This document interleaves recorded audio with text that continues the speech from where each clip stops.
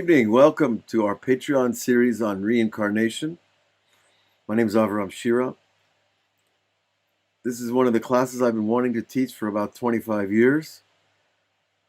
And technology has caught up with the dream. Tonight we have an introduction from Rabbi Daniel Frisch, Alav Shalom, who is a great master of Zohar who lived in Mea Shearim for many years. And he had an open public shir that I attended a few times. And he put together the famous explanation of the Zohar called Matok Midvash, sweeter than honey. And he's like the person who most brought the Zohar down to people in our generation, including many of the books of the Arizal HaKadosh, in which tonight we begin with Sha'ar HaGilgulim, the book of reincarnation. So we're going to begin an introduction by Rabbi Frisch that's going to encapsulate many of the principles and ideas that we're going to encounter later in our learning. It's going to help us to, so to speak, prime the pump, get our minds thinking in the language, the nomenclature of the Kabbalah, and especially of the science of reincarnation. The Rav first begins with the structure of the soul, and the reason that we begin with the structure of the soul is because the soul and all its parts are that which we use to go up and down the tree of life. And from the world of the limited, this world, and up into the unlimited world, the world beyond death. So our souls are part of Hashem, and therefore there is a natural, inherent ability in us to comprehend godliness because we are from godliness. And that includes the idea of not dying, the idea of transmigrating from world to world through a structure that is actually quite easy to comprehend once we get our footing down in the language of the Arizal. Okay? So if you have trouble with the idea of the immortality of the soul, return to that idea, return to it over and over, and you will see that it makes the most sense. That the idea that we just die and don't exist and that our consciousness is gone actually does not make sense when we understand from where our souls were drawn. From the life eternal, from the infinite, and from the invisible to the physical senses. Okay, so the Rav begins in his introduction, Kol haneshamot hayu klulut b'adam harishon kishet nivra. All souls, from the beginning to the end of time, were originally founded in the singular collective soul called the first man, Adam. And it says that God blew into his nose a living soul. That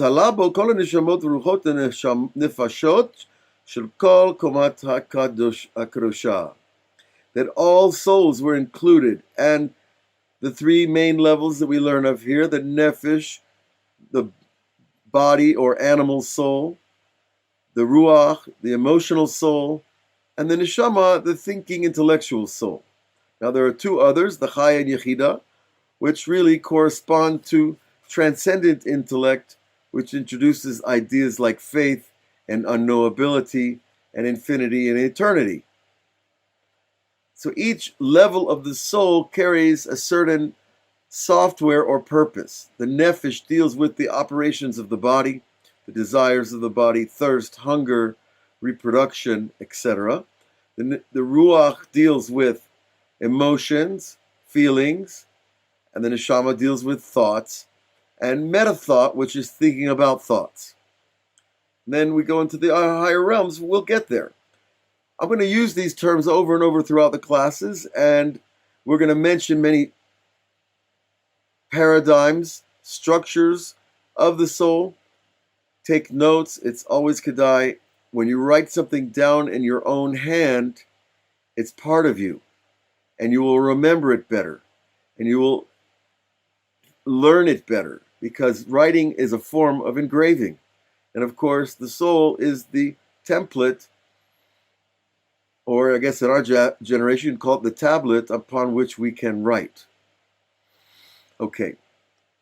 So these 5 levels of the soul that we mentioned are all contain each other. So those 5 become 25. Think of it as a ladder that keeps expanding, that keeps going up, part from part, ever inclusive of its previous level and building on that. It's kind of like the fractal structure of a crystal. It grows and gets bigger and bigger, but it's still made of similarly small portions of crystal that keep expanding and breaking down into self-reflective parts. Okay. When Adam sinned, when Adam ate from the tree of duality consciousness, when he tasted the sweetness of judgment between good and evil, and the knowledge that is within that distinction, it's called a sin because he was told not to do it. But the results of the sin actually gave Adam a new look at the universe. Well, what happened was the portions of Adam's soul fell. And the Rav calls them here as limbs. Of course, this is metaphoric language for the collective portions of soul. Because all of us, again, are made of these 5 types, sections, if you will, layers. But all of those keep repeating themselves in our arms, in our head, in our legs, torso, etc. And now the Rav's going to break down for us the different levels that the various souls fell to. And all of this is a preparation for understanding what happens to souls when they fall, when they go up to heaven, and when they come back again. And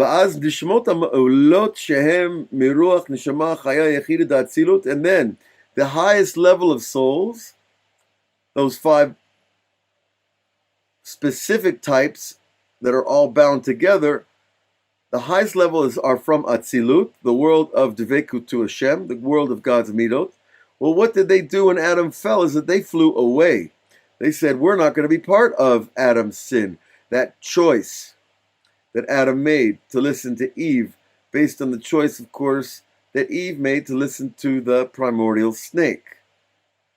And so the highest level souls, they flew off. And we know that these souls, the Arizal teaches us elsewhere, became the souls of the greatest of tzaddikim who were distributed over many centuries in human history. Or in other words, they're called the souls that did not taste sin.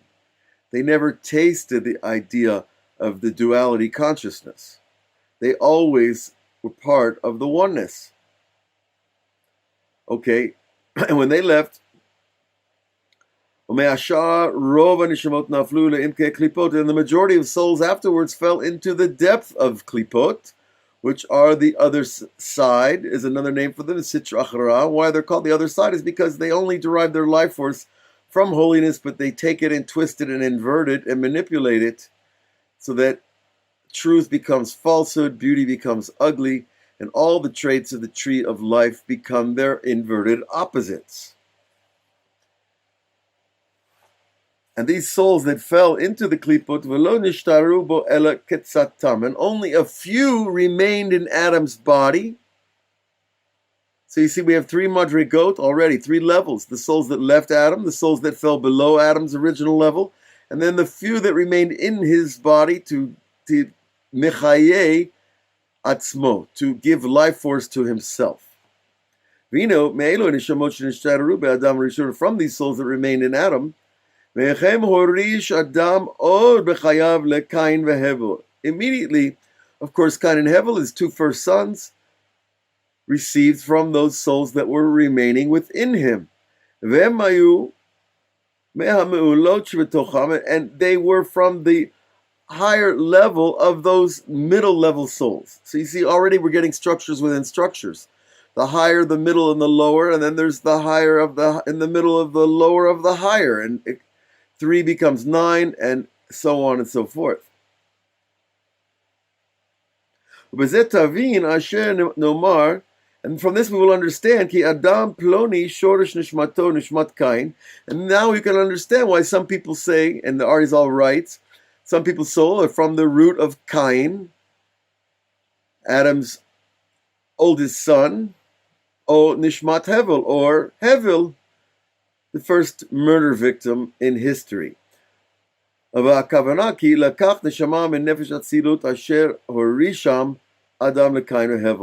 there we learned that they took from the neshama, from the nefesh of Atzilut, that Adam was able to give to Cain and Hevel. So we're still talking about extremely high souls. Extremely high souls. But how could it be that such extremely high souls, like Cain's was, could kill his brother?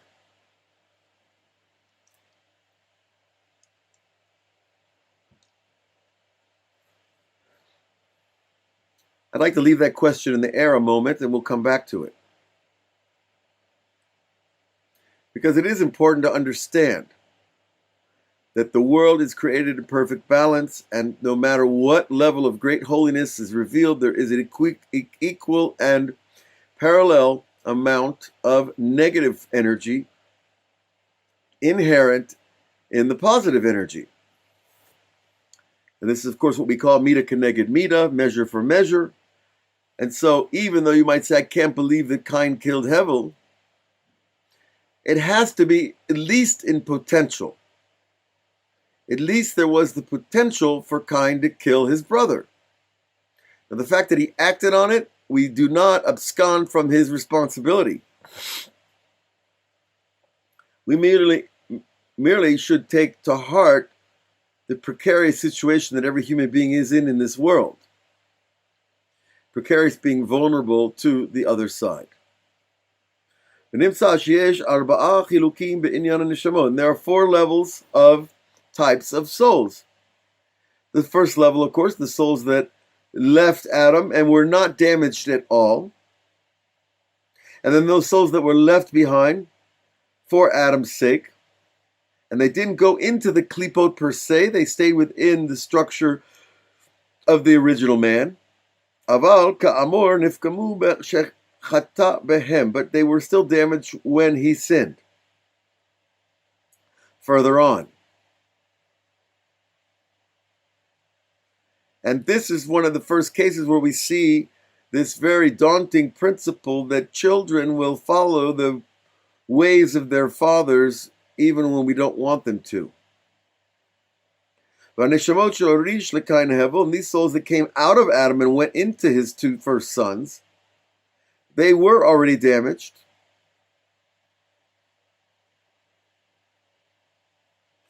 Now this next detail is very interesting. But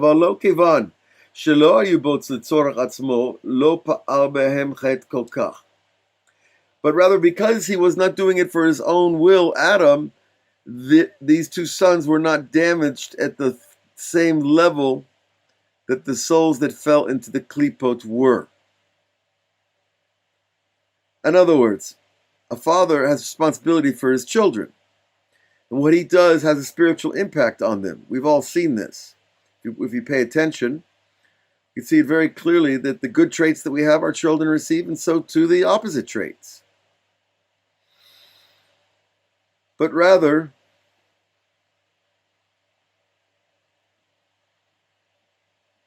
Adam's sin did not affect Cain and Hevel like it affected the other souls that fell all the way into the klipot. Now these that fell into the deep klipot, the 4th group, This is a very important statement. Therefore, the work of a Jew in prayer, Torah learning, and good deeds is to pull these souls out of the negative forces. We are, in other words, not really here for ourselves. That it is part of us and integral to us that we are taking on the causes of others. In this case, the cause of the souls that fell into hell and all the dark places. Not just the souls that, Jews love to support all over the world.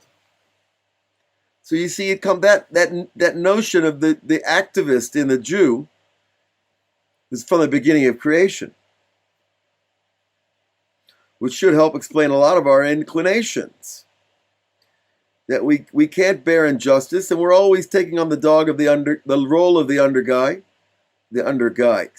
That would be underdog. And taking on the underdog is because we ourselves have identified with that place. And you know why we do? I think it's because we are an underdog. Because the Yetzer Hara is too big. He's an eternal being. And he's given life force and power from the even more eternal being. If there is such a thing. No, there is. And so our challenge, of course, in bringing out these klipot are the obstacles. The souls that fell into the klipot are the obstacles that are presented to us by the temptations of this world now. But the point, lekayem tariag mitzvot, to fulfill the 613 mitzvot is to fulfill the entire span and structure of Adam. And the tachlit shlemut, into the complete wholeness, not leaving any soul without its fulfillment and purpose. So if you're a person who feels life is meaningless, and God forbid, if you're already learning Torah with us in Patreon and all the places that people learn Torah, then obviously that you've attached your life to the meaning of serving Hashem. But this is really for others as well. That the real complete purpose is to pull the other people out of the darkness. And that might sound like a heavy thing, but it is why we are called Tselem Elokim, made in the image of God, because God himself is always making efforts to pull us out of the dark places. That which we said, that all the souls are included in Adam. Of course, this meant Chava as well, included with Adam. They were born a hermaphrodite soul, male, female together. And then they split into Adam and Chava. But on a spiritual plane, they were first created male and female together. And that can explain a lot of things why people have gender identity issues. We've talked about that before elsewhere. Now, the next paragraph, the Rav teaches us this important principle we just mentioned, that the 613 mitzvot are woven into, they are the channels of Adam's soul. And all these 613 limbs, think of them as channels or tzinorot, pipes, conduits. They each have 613 sparks. So one channel has 613 sparks. So if we do the math, what is that? Around 38,000 sparks. Now, how do we define a spark in Kabbalah? I like to define it as a packet of desire, undifferentiated by the vessel. A drop of pure divine desire, which contains, of course, eternal life. Once it's put into a vessel, it becomes your desire for food, your desire for your spouse, your desire for fame, whatever your desire is, it's in a garment of some kind that shapes the desire itself from its original pristine state. And from this we can understand that this first man And any man that followed after him has to come from one of Adam's limbs. And so when we say that a person came from the right shoulder of Adam, or the heel of the left foot of the first man, we're getting a distinction in the quality of the souls themselves. That the higher the place in Adam's body, the higher the soul that's drawn from there. Higher meaning closer to the source, but also meaning more refined, but also meaning more inclusive. So this is important to remember as well, that the body of Adam is a map of 613 times 613 sparks, which follow the structure from head to foot, from top to bottom, from right to left, and on diagonal of the various levels of the soul and the souls that we see in human beings even till today. That's why you'll see some people that are very refined and people that are very coarse. It's not all nature, and it's not all nurture. But the Kabbalah teaches that there is a lot of nature woven into a person before he ever comes to this world. Now the Eitz Chaim also teaches us that Adam Elyon has 5 separate sorot. Sorot literally means forms. And these forms, of course, correspond to what we mentioned earlier, what's called in its linguistic Kabbalistic shorthand, Naran Chai, Nun, Nefesh, Ruach, Neshama, Chaya, Yechida. And there is within those 5 levels of soul what the Rav calls the Chomer Malbisham, the material that enclose those souls before they take on their more specific traits, and before they are implanted in the body of a human being. So this is also important to take notice of. We have a soul, we have a body, but there is something in between the two that holds us together, and that is called the tselem. Literally in Hebrew, a matzlema is a camera, a tsalam is a photographer, a tzilum is a picture, a photograph. Now, to take the metaphor a little further, you have the picture which is made of a thing in reality, and the film that records it, and of course, the material that it's recorded on. The body is like the paper of the picture. The image, the pure image itself, is the neshama. The tselem is that which holds the neshama to the body. The tselem is a spiritual thing. It is not physical glue, but yet it is designed to hold the soul in the body, because the nature of physicality is to abhor spirituality and vice versa. So the tselem holds them together. And there's a lot more that can be said about this, but the concept is what we need right now. That there is something holding the soul in the body. And it also has the structure of 613. And because of this, the Rav teaches us kolel kol olamot abiyah, that every person includes all the worlds of all 4 realms, which are again Atzilut, the world of God's traits, Bria, the world of mind, Yitzira, the world of emotion, and Nefesh, the world of the autopilot. All those systems that run seemingly on their own in our bodies. Now, as we go through these klalim, you might find yourself getting lost. You might find yourself wanting to stop and go over. Well, this is the beauty of the Patreon format, is that you can just stop and go back and listen again and again. And this is the nature.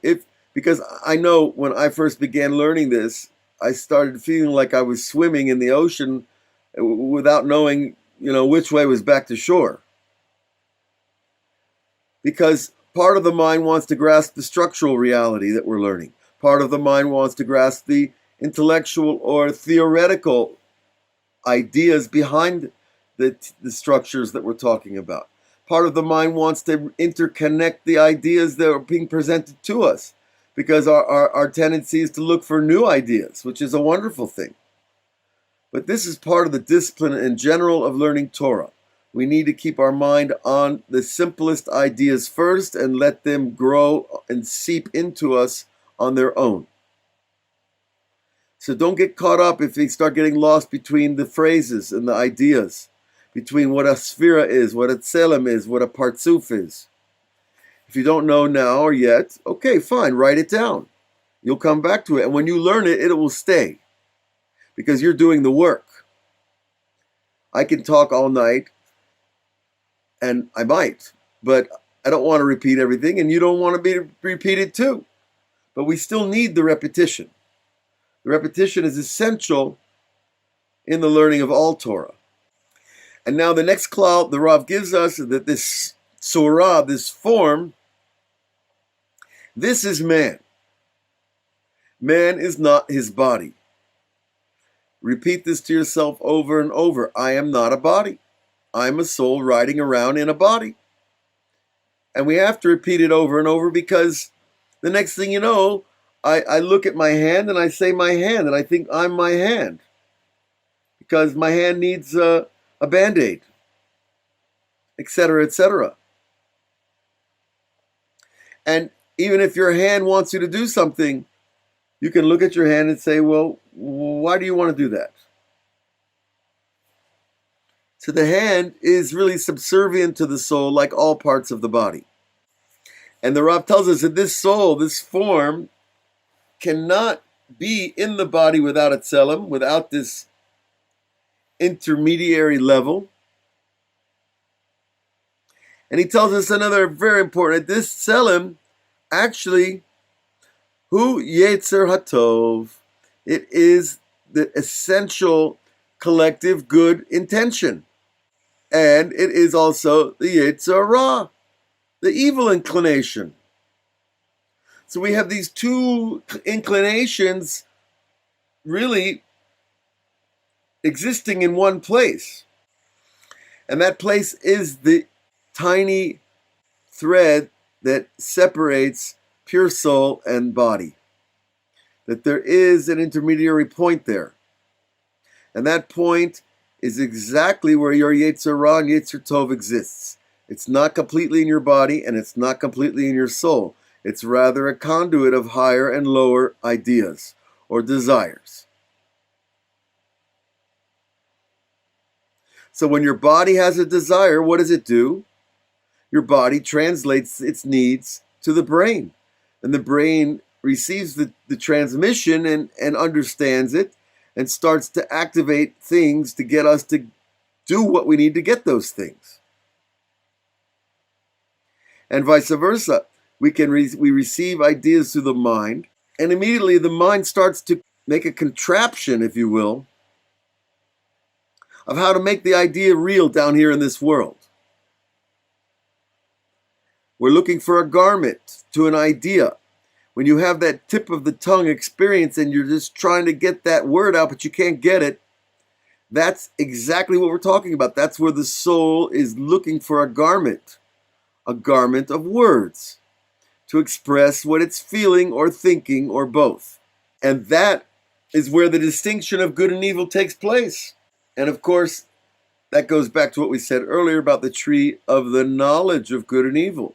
Because knowledge of good and evil is higher than knowledge of good or knowledge of evil. Because it knows both. And that's one of the secrets of why Adam and Eve had to fall. So if you have a hard time with yourself for falling, you have a lot of good company. Don't sweat it. It's part of the descent for the sake of the aliyah, for the elevation.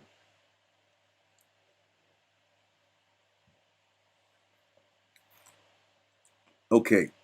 The Rav now brings us an interesting diuk, a chidush from the Arizal. Hine, bebriat ha'adam ne'emar na'aseh b'lashon rabim.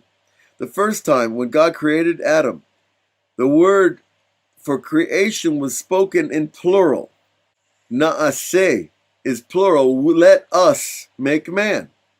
A pluralized verb or noun, or actually a verb, excuse me, for creating Adam. And the rest of the cases, it wasn't used in a plural form. Rather, Ella Yehi Or, and there was light. Yehi Rakia, there was a firmament. Is Lashon Yechid. These are singularities, singular ideas, not plural. Why the shift from the plural to the singular? What is that here to teach us according to the Arizal? Ella ha'ma'atzila yon bara et ha'bri'ah, rather that the upper creator created the creation, ve'ein ba'olam ha'bri'ah koach lasig ela b'madrigata levad, and the world of creation can only perceive its world. Now remember this. This is important. This is why animals can only receive and perceive their kingdom, especially when they're what we call wild. Domesticated animals obviously perceive human beings to some degree. But here we're talking about the levels of the soul, that they can only perceive their own level, that nephesh, the automatic nervous system, the automatic bile systems, the water systems, the breathing systems, all of them are working on their own. They don't have consciousness of the brain. The brain has consciousness of them. Why is this important? Because man is different. Listen. So too in the world of formation, emotion, and asiya, action. But v'lo asa Cain el Adam. But Adam was not made this way. Adam was not made with a limited vision of his own level. Adam was made with a level of vision that he could see way above himself and way below himself. And that is what we call the intercollusion of worlds, that Adam was able to see far beyond his own stage in creation. Why is this important to us in reincarnation? Again, don't forget the idea of the composite soul. You have software from 2019 and you have software from 2009 and 1999 as well. You know, I wished I'd kept my first Commodore 64. Anybody remember those? Well, when it first came out, it was pretty exciting. Nowadays, we don't even have room on the desk for it. Okay, but you get the idea. That man has this transcendent vision that nothing else in creation has except God. Even angels are trapped in their own level of vision. Now, there are angels that do see beyond their level, what we call the archangels, Michael, Gabriel, Raphael, and Uriel, because they are standing forces in creation from the beginning of time.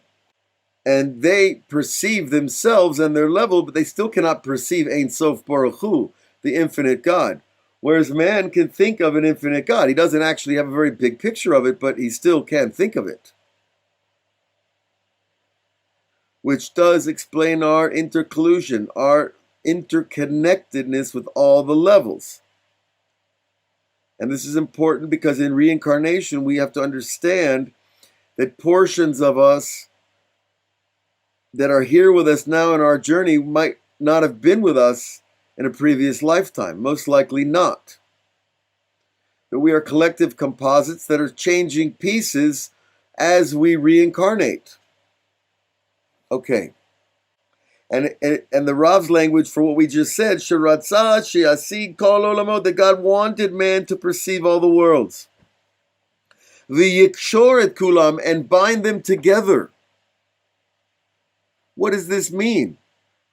Am I binding the moon to the earth through its gravity? No, that's not what we mean exactly. Nor does it mean that we're binding, Pluto to this solar system. But what it means is that we bind together like gravity holds the planets, This spiritual gravity is what holds our minds, our thoughts, our feelings, our actions, our daydreams. All of them are held together in one conscious, or I should say, unit of consciousness. When you say, these are my feelings, well, who says? Well, this is what I'm feeling. Well, just the fact that you're feeling them doesn't make them yours. And just like when you think a thought that you learn in a book, it's not your thought. Now, when you're thinking the thought, it is your thought, but you didn't originate it. And I think the Rav and I think the work of meditation will help us understand and release our grip on this idea of owning ourselves. We do not own our souls. God owns our souls. Now, people might not like this idea of possession or owning, but the implication, of course, is simply having power over. And so God wanted us to bind these worlds together, these realms. And therefore we find in the Zohar, שרצה המאציל שניתנו כל עולם ועולם חלק ברצונם. Well, this is interesting. That originally God wanted all the worlds to have their own will. Can you imagine? That our thoughts decide that they don't want to be here anymore with our feelings and our body impulses. Well, that's not a good situation. That'll create schizophrenia very quickly. But God wanted each portion to have its own will. כדי שכולם ירחמו עליו, in order that all of them would have mercy upon him. And therefore the opposite is also true. Im yecheteh yifgom kol ha'olam, then man would also cause defect in all the worlds. So now when we re-ask the question, why did God create us with all these realms bound with the desire that we bind them together, the negative example also will hold true. That if we do something wrong or against the Torah, we will cause damage at all the levels in creation, which is an awesome thing to think about, to contemplate. It's like, can you imagine yourself just becoming an earthquake? You know, a superhero, but your job is to become earthquakes. Isn't that pleasant? Well, that's what it's like when the soul is in a state of having its own will. When you get up in the morning, you have a will. You want to do what you do when you do it each morning. Can you imagine if you have 5 different wills competing in your head at once? How could anybody bear that? Unless there's a filter that keeps 4 out of 5 dormant, quiet, waiting. And God also wanted us to have to take responsibility for what we did, and that's why when there is damage done, it's done everywhere. And God wanted, this is an amazing idea, that God wanted us to have mercy on Him. Is that possible? It says, if man sins, then he causes damage to the entire world. Okay, this means that everyone will ask mercy upon him. And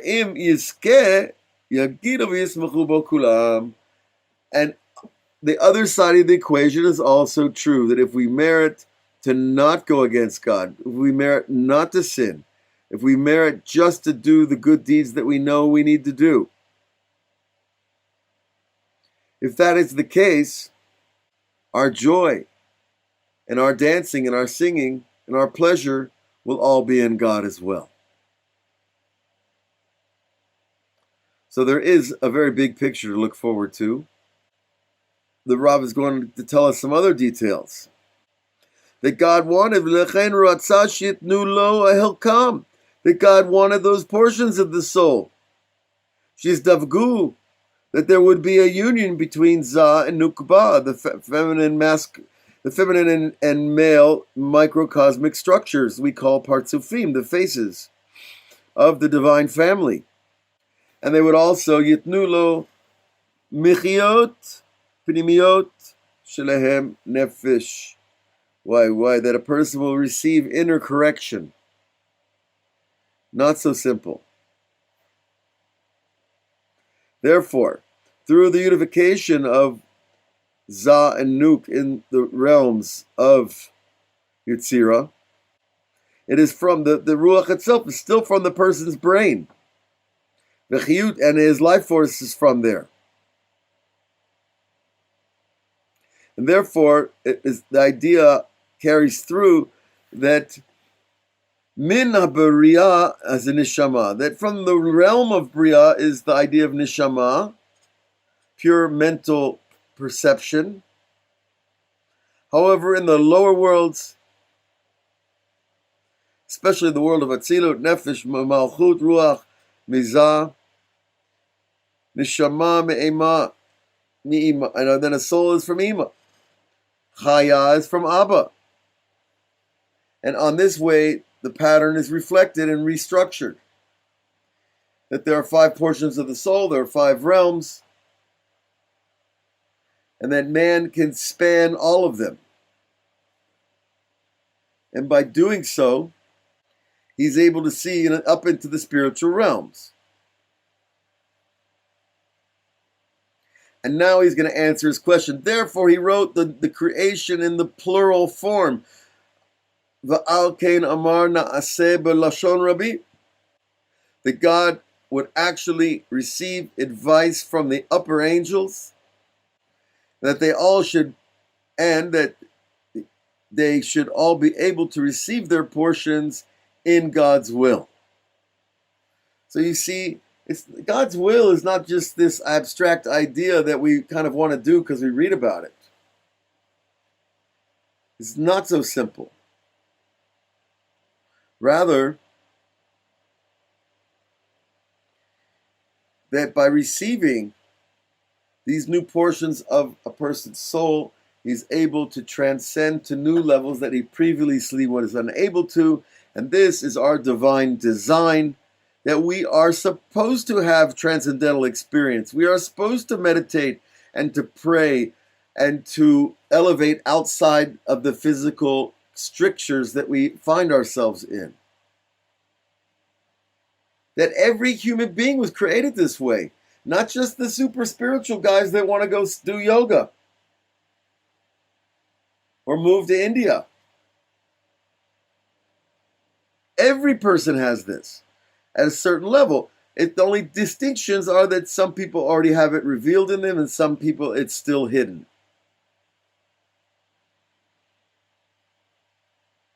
And therefore, Naseh is mentioned in plural because this is a reference to God seeking advice from the plural of angels in the upper realms. That each of them would give a portion into Adam. It's kind of a very beautiful idea, really. Think about it. God is seeking advice from creation and actually trying to persuade creation to put sparks of themselves in Adam. God is really an egalitarian. Even though he's master and he's boss and he can demand and do anything. No, he backs off and says, I want you guys to want to do this. I want each of you to give your portion to Adam. But not because I want, but because I want Adam to have all those portions. Because Adam is the crown of creation. When we understand that, we should get a little zip in our self-esteem. and understand what it means, this fall, this sin, this false religions that we've been fed for thousands of years. It all is about breaking man's divine self-esteem. And here it is in black and white, telling us no. God wants us to be the inclusive, transcendental being that we were made to be. And we have to be able to achieve that. And the only way we can achieve it truly, that completion, that wholeness of soul that enables us to put on the flight suit and head out of this galaxy, spiritually in the mind. Psychic travel is the true travel of the future. The CIA, the KGB know it. They call it distant viewing. But the tzaddikim and the mekubalim knew about it a long time before these institutions ever existed. And God wanted us to have these powers, and He created us to receive them, and He created the concept of reincarnation that we'll keep coming back until we get them. Till we get these portions of our souls that we were born with. That we were born with in the soul of Adam. Not born from your mother and your father in this generation. So from all of this, we can get a nice broad picture of how reincarnation is an absolute necessity for man to achieve perfection. We can't do it all in one lifetime. We'll do the best we can. We'll try. A little blood, sweat, and tears doesn't hurt. But what really helps is, of course, siyata d'shmaya, the zechut of the tzaddikim, the zechut of the mitzvot, the merits of those who came before us. Don't take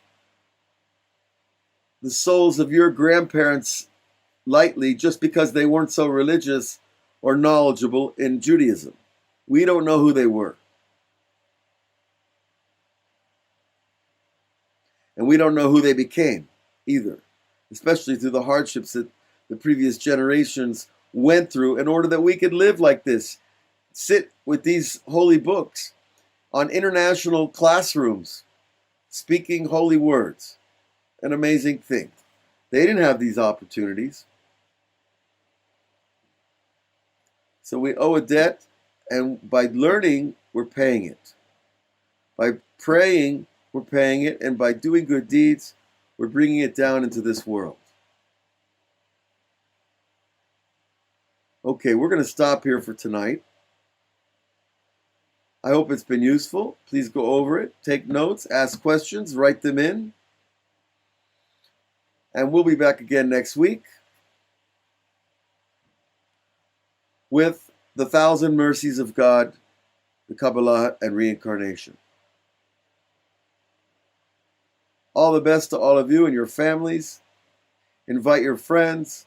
Buy some popcorn. Sit down. Let's learn. This is the real entertainment. This is the real goods.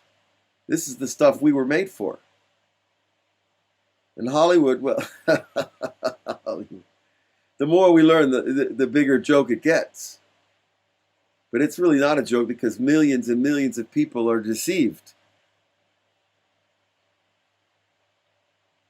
by thinking, I need to sit with the movies instead of sit with the rabbis.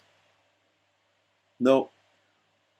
Baruch Hashem, we've been given these books in order to elevate ourselves to the levels we know we're somewhere deeply inside us and lost. And all we've got to do is waken up the structure that's already there. And that's what, by the way, learning the structures of the soul and the worlds does for us. It's like waking up the dormant, holy being within. So let's wake up together and get out of this slumber, the 70-year slumber, Rabbi Nachman says. It's a dangerous thing. Because if we fall asleep forever, well, we might not find waking up so easy. Okay, all the best. Enjoy the rest of your week, and we'll see you next week. Good night.